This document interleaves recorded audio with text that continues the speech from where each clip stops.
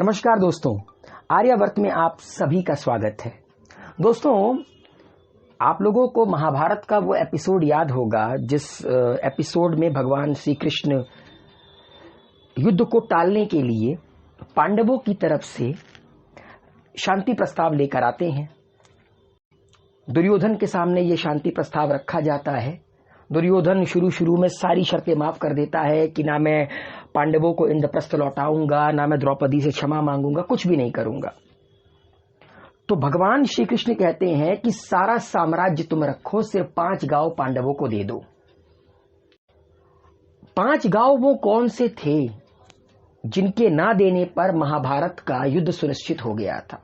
दुर्योधन ने तो यहां तक कहा था कि सुई भर की जो जमीन है वो भी मैं पांडवों को नहीं दूंगा। तो आज मैं आप लोगों को आमंत्रित करता हूं उन 5 गांव की यात्रा पर, जिन 5 गांव को ना देने के कारण महाभारत का युद्ध हुआ था।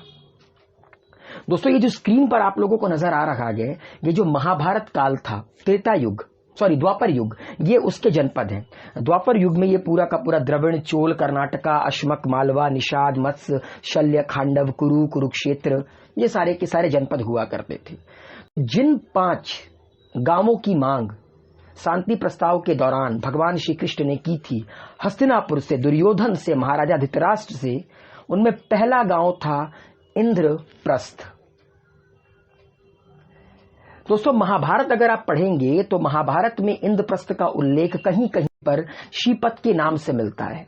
आज की जो प्रेजेंट डे की दिल्ली है, दिल्ली को इंद्रप्रस्थ के नाम से भी जाना जाता था।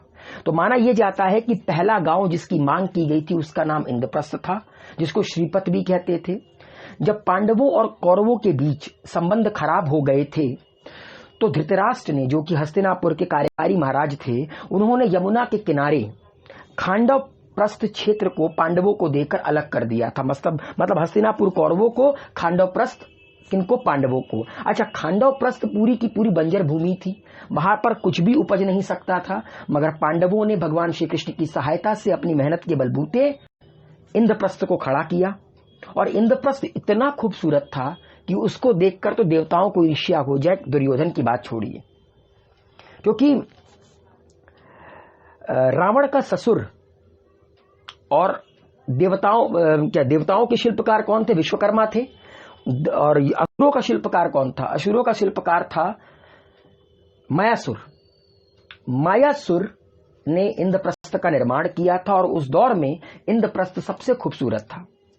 मौजूदा समय में दिल्ली का जो दक्षिणी इलाका है, साउथ दिल्ली, वो महाभारत काल का इंद्रप्रस्थ माना जाता है। तो पहला गांव जो जुए में पांडव हारे थे वो था इंद्रप्रस्थ। पहले गांव की मांग हो गई कि इंद्रप्रस्थ दे दो।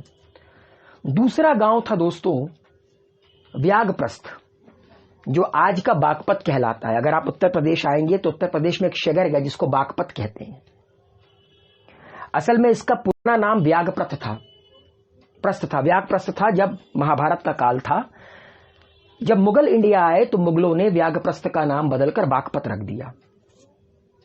और कहा जाता है कि इसी जगह पर दुर्योधन ने लाक्षागृह का निर्माण करवाकर पांडवों को मारने की साजिश रची थी। ये जो स्क्रीन पर आपको लाक्षागृह के अवशेष नजर आ रहे हैं, ये बागपत में ही है। लाक्षागृह एक भवन था जिसे दुर्योधन ने पांडवों के विरुद्ध एक षड्यंत्र के तहत उनके ठहरने के लिए बनाया था। इसे लाख से निर्मित किया गया था ताकि पांडव जब इस घर में रहने आए तो चुपके से इसमें आग लगाकर पांडवों को मार दिया जाए, किस्सा खत्म। तो दूसरे जिस गांव की मांग की गई थी उसका नाम था व्याघ्रप्रस्थ, मतलब बागपत। तीसरा दोस्तों सोनीपत, हरियाणा का एक बड़ा ही इंपॉर्टेंट शहर। सोनीपत को महाभारत के काल में स्वर्णप्रस्थ कहते थे, मतलब सोने का शहर, और आज इसे सोनीपत के नाम से जाना जाता है। और आज ये हरियाणा का एक प्रसिद्ध शहर है। तो तीसरे जिस गांव की मांग की गई थी उसका नाम था स्वर्णप्रस्थ, सोनीपत। चौथा है दोस्तों पानीपत। पानीपत पांडुप्रस्थ, जिसको पांडुप्रस्थ कहते थे। महाभारत के काल में इसे पांडुप्रस्थ कहते थे और आज प्रेजेंट डे में इसको पानीपत कहते हैं। पानीपत अपने में एक बहुत ही इंपॉर्टेंट जगह है, बिकॉज पानीपत में कई सारी लड़ाइयां लड़ी गई हैं। First battle of Panipat, second battle of Panipat, third battle of Panipat. तो पानीपत एक बहुत ही इंपॉर्टेंट जगह मानी जाती है। पानीपत नई दिल्ली से उत्तर में अगर आप जाएंगे, नॉर्थ में जाएंगे तो 90 किलोमीटर की दूरी पर है। और दोस्तों आखिरी जिस गांव की मांग की गई थी, उसका नाम है तिलपत, जिसको तिलप्रस्थ कहते थे। ठीक है, ये हरियाणा के फरीदाबाद जिले का एक कस्बा है।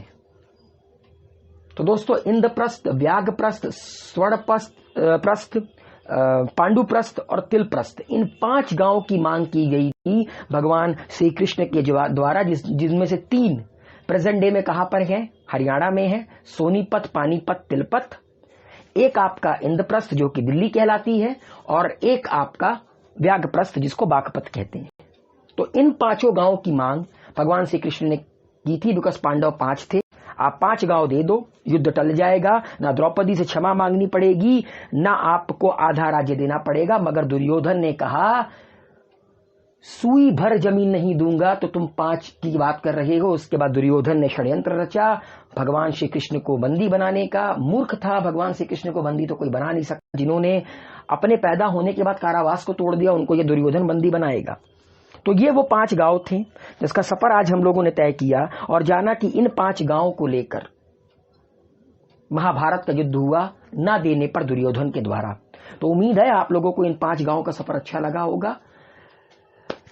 आर्यवर्त को अपना प्यार दीजिए, ज्ञान बांटते रहिए, ज्ञान लेते रहिए। शुक्रिया।